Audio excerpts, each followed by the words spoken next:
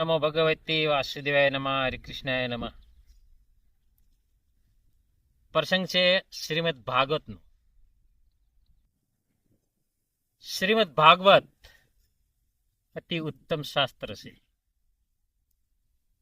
એમાં એક વિષય આપણે એમાંથી લેવાનો છે. એ છે ઋષિ માંડવ્ય ઋષિ. આ કથા તો બહુ ઘણી લાંબી છે મિત્રો, અને આપણે વર્ણન કરીએ ક્યાં લગી આનું વર્ણન થઈ શકે છે. કથા કહેવાનો હેતુ એક કે અત્યારે કળયુગના માનવો એને એવું લાગે છે કે કોઈ માણસને પૂર્વજન્મ યાદ કેમ રહેતો નથી, તો એની વિશે આ કથા છે. એ પોતે માંડવ્ય ઋષિ યમરાજને શાપ દીધા અને એને પૃથ્વી પર જન્મ લેવો પડ્યો. તો જે યમરાજ છે એને પણ યાદ નથી રહ્યું, એને પણ આ પૃથ્વી પર યાદ નથી રહ્યો આગલા જન્મમાં હું કોણ છું, કોણ હતો. તો આપણને ક્યાંથી રહે સામાન્ય માણસ? આ એની વિશે આ પ્રસંગ છે. એક દિવસ ઘટના એવી ઘટે છે, ચોરી કરીને બધો માલ લઈને માંડવ્ય ઋષિના આશ્રમ બાજુ આવે છે. ચોરને એમ થયું કે આ ઋષિને ત્યાં એમની પર્ણકુટીમાં માલ બધો મૂકી દે, તો આપણી પાછળ સિપાહીઓ પડ્યા છે તો આપણો માલ લઈ ન જાય. એના કારણે ચોર માંડવ્ય ઋષિ પાસે આવે છે. ઋષિને કહે છે કે બાપજી, અમારી પાછળ ચોર પડ્યા છે, અમારી પાસે જે કાંઈ માલ છે ને એ ચોર અમને લૂંટી દે છે, આ માલ તમારી પર્ણકુટીમાં મૂકી દઈ.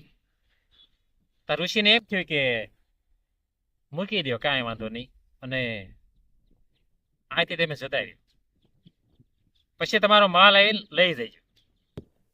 ઋષિને તો આવી કાંઈ ખબર નહીં કે આ પોતે ચોર છે. ત્યારે ઘડીક પછી પાછળ રાજના સિપાહીઓ આવ્યા.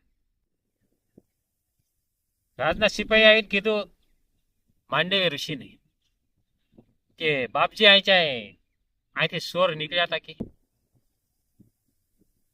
માંડવ્ય ઋષિને એમ થયું કે તમે ચોર છો કે આગળ જે ભાગીને અહીંયા માલ મૂકી જશે એ ચોર છે. ત્યારે સિપાહીને એમ લાગ્યું બધી ઘટના અવળી સમજે છે સિપાહીઓ, અને માંડવ્ય ઋષિને કહે છે કે તમને કાંઈ ખબર છે? કારણ કે માલ બધો આ મારી પર્ણકુટીમાં મૂકીને જ્યાં છે એ એમ કહી રહ્યા હતા કે અમારી પાસે ચોર પડ્યા છે. ઋષિ માંડવે આ સિપાહીને એમ કીધું. ત્યારે સિપાહીઓ એનો અર્થ અવળો કરીને માંડવ્ય ઋષિને અવળો જવાબ આપે છે કે એ ચોરી કરીને ભાગ્યા છે, એની પાછળ અમે પીડ્યા છે, અને માલ તમારી પર્ણકુટીમાં મૂક્યો છે, તો તમે આ જે ચોરી કરે એની સાથે શું તમારા ભાગીદાર છે? આ તમારો ભાગ છે આમાં? અને એ ગુનેગારમાં માંડવ્ય ઋષિને રાજ્યમાં લઈ જાય છે. રાજ્યમાં લઈ જાય, ઋષિને તો એમાં કાંઈ ખબર નહીં. રાજે હુકમ વાળ્યો કે જાઓ આને સૂળી પર ચડાવી દો. સૂળી પર ચડાવી દો. રાજાને ખબર નહીં કે આ બ્રહ્મ જ્ઞાની આ મહાપુરુષ છે, ઋષિ છે, કેટલી તપસ્યા કરીને સિદ્ધિઓ મેળવી છે, એવી કાંઈ ખબર નહીં. અને જાઓ કે આને સિપાહીઓને આજ્ઞા આપી કે આને સૂળી પર ચડાવી દે. હવે માંડવ્ય ઋષિને તો સૂળી પર ચડાવી દીધા. ત્યારે સૂળી જે હતી એની પર બેસાડ્યા હતા. માંડવ્ય ઋષિ આટલા આધર થઈ ગયા એમના સિદ્ધિઓથી, અને આખું રાજ્ય ધ્રુજી ગયું, આખું રાજ્ય ધ્રુજવા લાગ્યું. હવે રાજાને તો બધી ખબર પડી ગઈ કે આ દેખીએ કાંઈક આપણી ભૂલ થાય છે, આપણે ઋષિને સૂર્ય પર ચડાય એના કારણે બધું થઈ રહ્યું છે. સિપાહીને કે ચાલો જલ્દી ચાલો, માંડવી ઋષિ પાસે આપણે જવાનું છે. હવે માંડવી ઋષિ હવે સૂર્ય પર એટલે આધર આસન માંડીને બેઠા છે ને એમને તો કાંઈ જાતની ચિંતા નથી. ત્યારે રાજા આવીને દંડવત પ્રણામ કરે છે. ઋષિ બાપજી અમને માફ કરો, અમને માફ કરો, અમે તમને ઓળખ્યા નહીં, અમને ક્ષમા કરો. ત્યારે માંડવી ઋષિને નીચે ઉતારે છે અને માંડવી ઋષિ રાજાને એમ કહી રહ્યા છે કે રાજા તમને હું દોષિત માનતો નહીં, તમારો કોઈ દોષ નથી. દોષ યમરાજાનો છે.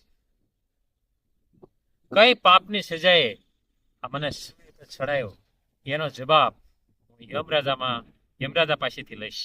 અને હું અત્યારે યમ પાસે જઈ રહ્યો છું. આટલી સીધી પરમાત્મા પાસે તપસ્યા કરીને મેળવેલી આવા ઋષિમુનિઓ હતા. ત્યારે માંડવી ઋષિ જાય છે યમપુરીમાં સીધા. ત્યાં જઈને કહે છે યમરાજાને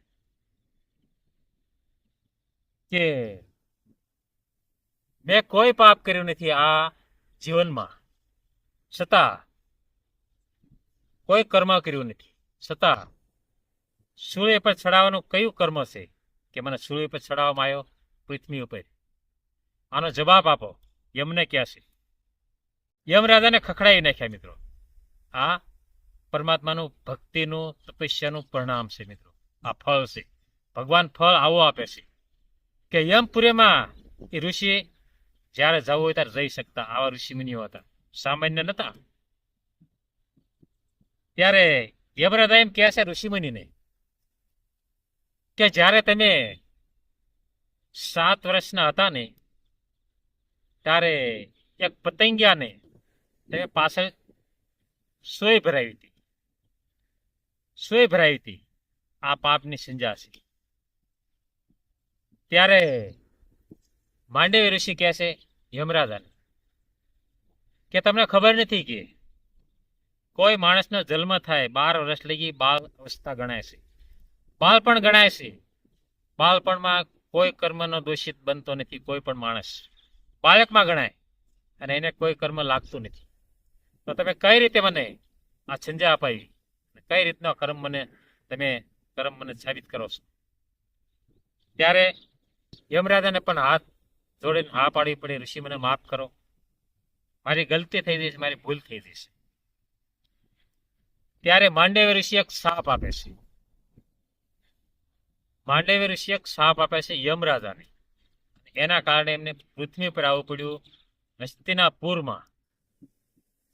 હસ્તિનાપુરમાં જે આપણે પ્રખ્યાત નામ છે વિદુર નીતિ, અને એ દાસીના ઘેરે વિદુરનો જન્મ થાય છે. એ પોતે વિદુર, એ પોતે યમનો અવતાર છે. હવે આ મહાન ઋષિનો શાપના લીધેથી આખા વિશ્વના જીવાત્માનો લેતી દેતી કરતો આવો દેવ એને પણ યાદ નથી રહ્યું કે આગલા જન્મમાં હું કોણ હતો, અત્યારે હું શું છું.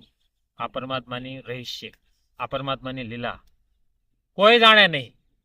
પરમાત્માને જાણવાનું કોઈનું કામ જ નથી, કોઈનું ગજુ નથી મિત્રો. તો મિત્રો હવે આગળ આપણે પ્રસંગ જાણવી વિદુરનો. અદ્ભુત છે મિત્રો, જાણજો. વિદુરજી અને એમની પત્ની સુલભા, એમનો પ્રસંગ છે અદ્ભુત ભક્ત ચરિત્રે એવું છે મિત્રો. તો જરૂરથી સાંભળજો વિડીયો, સબસ્ક્રાઇબ કરજો, ફોલો કરજો મિત્રો. હરિનારાયણ હરિ કૃષ્ણાય નમઃ.